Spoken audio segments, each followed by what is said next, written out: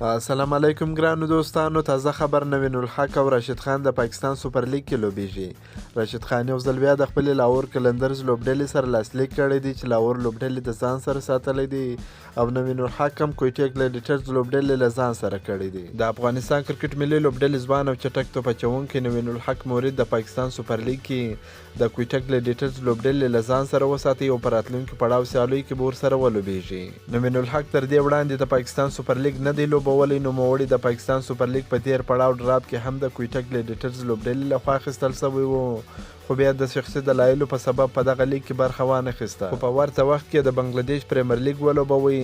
په تیر پړاو سیالیو کې د نه لوبېدو لامل شاهد افریدي و، لکه څنګه چې نوین د لنکا لیګ کې له شاهد افریدي سره لفظي شخړه کړې وه، نو په کویټه ګلیډیټرز لوبډلې کې هم شاهد افریدي و چې له امله یې نوین ورته پی اس ایل پرېښودی. خو اوس کویټه ګلیډیټرز لوبډلې بیا د ځان سره اخیستی دی چې په راتلونکي پړاو سیالیو کې به ورسره ولوبېږي. بل خوا لاهور قلندرز لوبډلې بیا راشد خان د ځان سره ساتلی دی او په راتلونکي پړاو کې به ورسره وي. د پاکستان سوپر لیګ اتم پړاو سیالیو لپاره ټولو لوبډلو د هغه لوبغاړو نومونه رسنیز کړه چې دوی له ډراپ وړاندې له ځان سره ساتلی دي، چې په هغه نوملړ کې لاهور قلندرز لوبډلې راشد خان له ځان سره په پلانټینیم کټګورۍ کې وساتي. په دې کټګورۍ کې لاهور لوبډلې دوه پاکستاني چټک توپ اچوونکي شاهین افریدي او وارث روف هم ساتلی دي او د اتم پړاو سیالیو لپاره به ورسره ولوبیږي. دا په داسې حال کې ده چې راشد خان څه موده وړاندې د خپل ټویټر اکاونټ له بایو څخه د لاهور قلندرز لوبډلې نوم لرې کړی و او داسې فکر کېدی چې نور به په دغه لیګ کې ونه لوبیږي.